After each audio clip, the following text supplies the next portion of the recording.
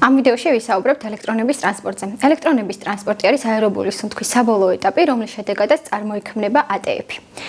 Am პროცესში მონაწილეობს ნათხაშისა და ფათა შორის მოლეკულები, რომლებიც გამოიყოფა გლიკოლიზისა და კრებსის ციკლის შედეგად.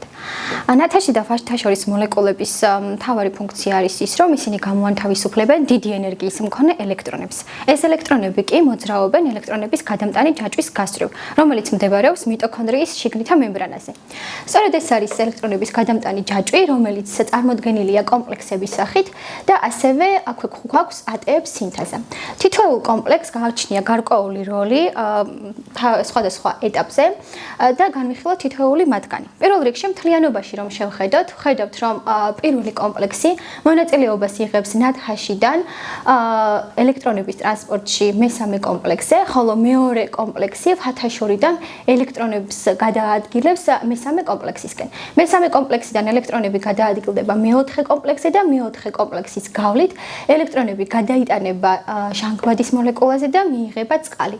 რაც შეეხება ATF სინთეზას, ATF სინთეზა უშუალო მონაწილეობას იღებს ADF-დან ATF-ის წარმოქმნის პროცესში. განვიხილოთ თითოეული საფეხური. პირველი კომპლექსი ეს არის იგივე NADH დეჰიდროგენაზა, რომელიც მონაწილეობს NADH-დან NAD+-ის წყალბადის იონისა და ორი ელექტრონის წარმოქმნაში. მისი გავლით სწორედ გადაიტანება ეს წარმოქმნილი ორი ელექტრონი კოენზიმ Q-ზე, FMN-ისა და ფერუმესის კომპლექსების გავლით. კოენზიმ Q-დან, ანუ იგივე უბიკვინონიდან ელექტრონები ტრანსპორტირდება მესამე კომპლექსზე, ანუ ციტოქრომ BC-ზე. რაც შეეხება მეორე კომპლექსს, მეორე კომპლექსი კი მონაწილეობას იღებს ფათაშორიდან ფადის ორი წყალბადის იონისა და ორი ელექტრონის წარმოქმნის პროცესში.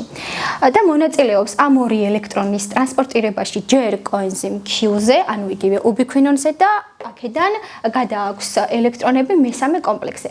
მეორე კომპლექსის სახელწოდებასაც შეეხება, ეს არის სუქცინატ დეჰიდროგენაზა. შემდეგი განვიხილოთ უკვე შემდეგი საფეხური, მესამე კომპლექსიდან უკვე ელექტრონები ტრანსპორტირდებიან ჯერ ციტოქრომ C-ზე და ციტოქრომ C-ს გავლით გადაიტანება ელექტრონები მეოთხე კომპლექსზე. მეოთხე კომპლექსი ეს არის იგივე ციტოქრომ C ოქსიდაზა. მეოთხე კომპლექსის გავლით ელექტრონები გადაიტანება ჟანგბადის მოლეკულაზე და წარმოიქმნება წყლის მოლეკულა. ამ პროცესის პარალელურად ხდება ის, რომ წყალბადის იონები მატრიქსიდან გადადის მემბრანათა შორის სივრცეში და წარმოიქმნება კონცენტრაციული გრადიენტი. შემდეგი ეტაპი არის ჟანგვითი ფოსფორილირება, ანუ უშუალოდ ATF-ის წარმოქმნის პროცესი. ამ დროს წარმოქმნილი კონცენტრაციული გრადიენტი განაპირობებს იმას, რომ მაღალი კონცენტრაციის არიდან დაბალი კონცენტრაციის არეში გადადის წყალბად იონები, სწორედ ATF სინთეზას გავლით. გარდა ამისა, ATF სინთეზა მონაწილეობს ასევე უშუალოდ ADF-დან ATF-ის წარმოქმნის პროცესში. ის ADF-ის მოლეკულას დაუმატებს ფოსფატის ჯგუფს და მიიღება ATF-ის მოლეკულა. აი სწორედ ეს არის შედეგი ელექტრონების ტრანსპორტის, რომლის შედეგადაც ვიღებთ ATF-ის მოლეკულას. რომ შევაჯამოთ და დავთვალოთ ATF-ის რაოდენობა მთლიანად უჯრედული სუნთქვის დროს, არის შემდეგნაირი. პირველ რიგში გავიხსენოთ გლუკოზა და გლიკოლიზი, ანუ გლუკოზადან მიიღება გლიკოლიზის შედეგად 2 ATF-ი, 2 პირუვატის მოლეკულა და 2 ნათხაში. პირუვატის მოლეკულა შემდგომში ტრანსპორტირდება და გარდაიქმნება აცეტილკოენზიმად, რა დროსაც გამოიყოფა ნათხაშის 2 მოლეკულა, რომელიც ჯამურად გვაძლევს 5 მოლეკულა ATF-ს. რაც შეეხება აცეტილკოენზიმას, აცეტილკოენზიმა ჩაერთვება კრებსის ციკლში, რომლის შედეგადაც ვიღებთ GTF-ს, ნათხაშს და ფათას შორს.